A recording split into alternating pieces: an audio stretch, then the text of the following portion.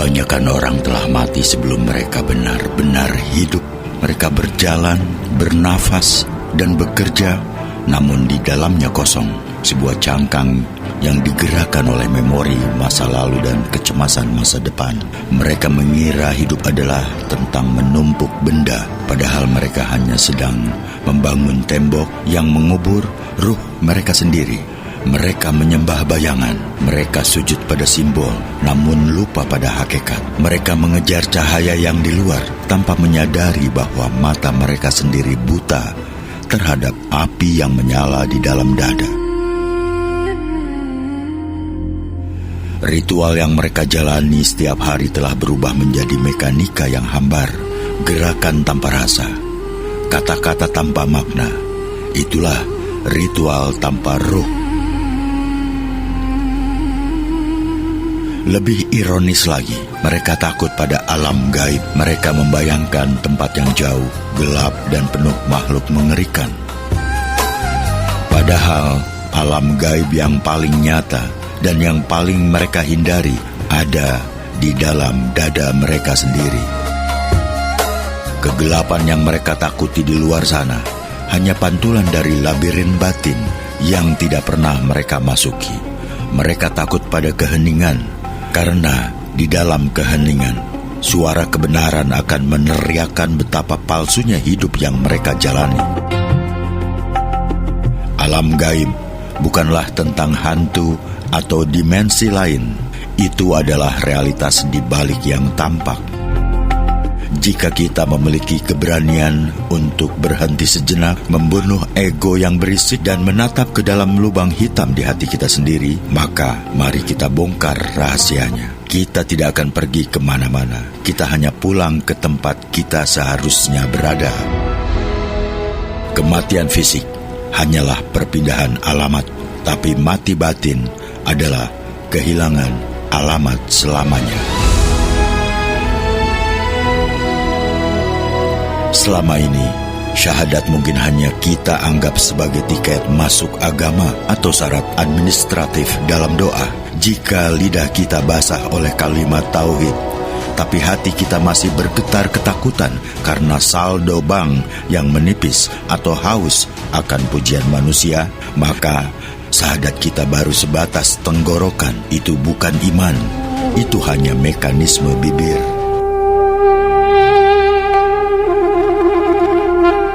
Syahadat yang sejati adalah sasahidan, sebuah penyaksian yang nyata, mentah, dan tidak terbantahkan.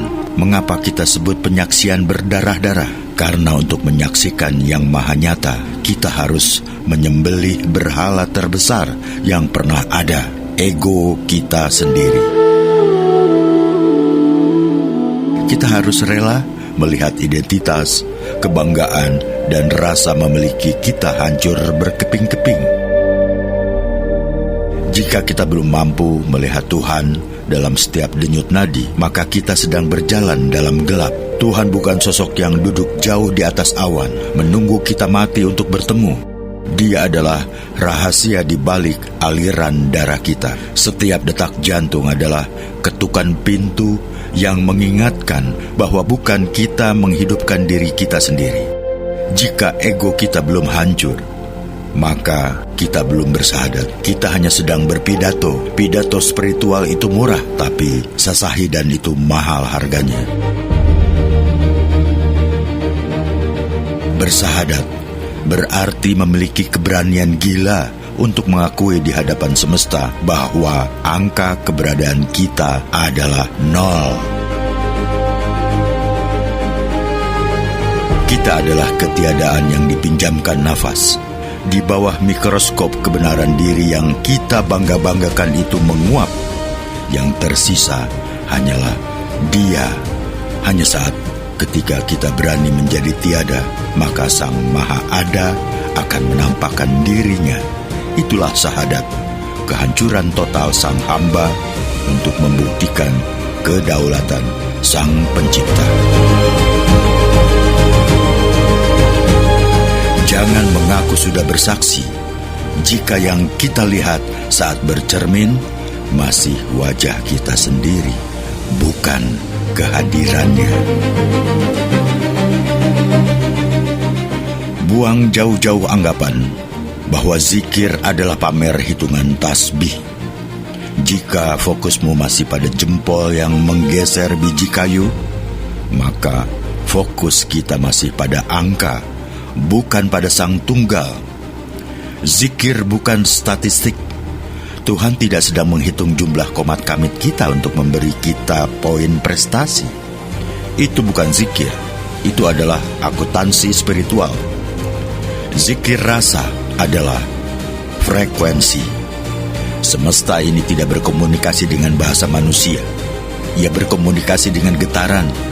Ini adalah saat di mana mulut kita terkunci dan pikiran kita mati. Pikiran adalah penghalang terbesar. Ia selalu menganalisis, menghakimi, dan membandingkan.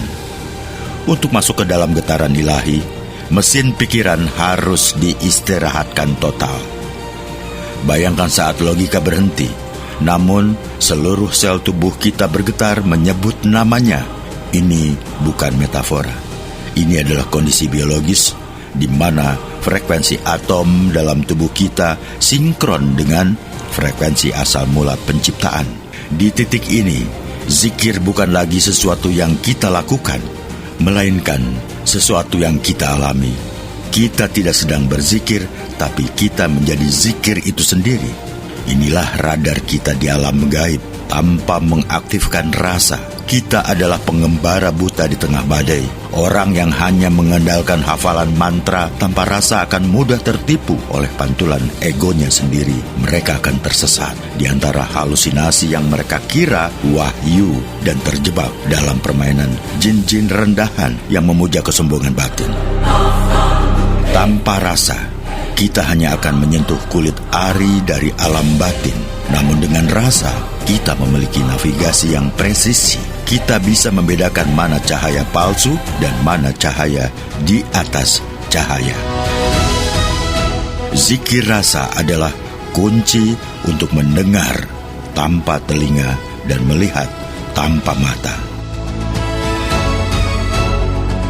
Jangan mengaku spiritual jika kita masih dijajah oleh nafsu makan, jabatan, dan pujian.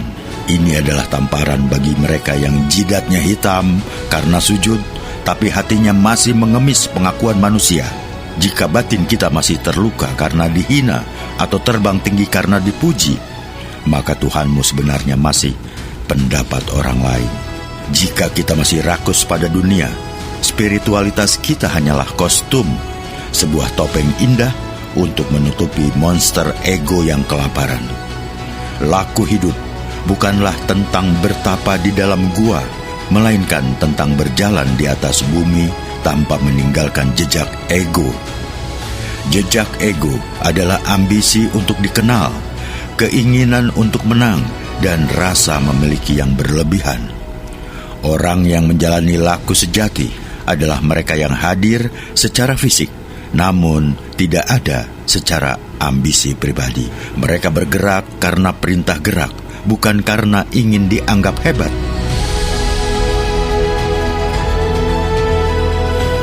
Inilah maksud dari menjadi gaib bagi dunia. Fisik kita nyata, kita makan, kita bekerja, kita berinteraksi, tapi kepentingan pribadi kita sudah hilang. Kita menjadi transparan. Dunia tidak bisa lagi menjerat kita karena tidak ada lagi kait di dalam diri kita yang bisa ditarik oleh umpan duniawi. Kita tidak lagi bisa disuap oleh kenikmatan, tidak juga bisa diancam oleh penderitaan. Mengapa? Karena kita telah mati sebelum mati. Kita sudah mencicipi rasanya ketiadaan sebelum ajal menjemput. Dan hanya jiwa yang sudah tuntas dengan dirinya sendiri inilah yang memiliki otoritas untuk berkuasa di alam batin. Bagaimana mungkin kita bisa menuduhkan makhluk-makhluk gaib atau energi semesta jika menuduhkan sepiring makanan atau sepatah kata hinaan saja kita masih gagal total? Di alam batin, hukumnya jelas. Siapa yang paling rendah atau nol di bumi, dialah yang paling berdaulat di langit. Jika kita masih penuh dengan keakuan, kita akan selalu berat untuk naik. kita akan tertahan di gravitasi dunia yang dangkal.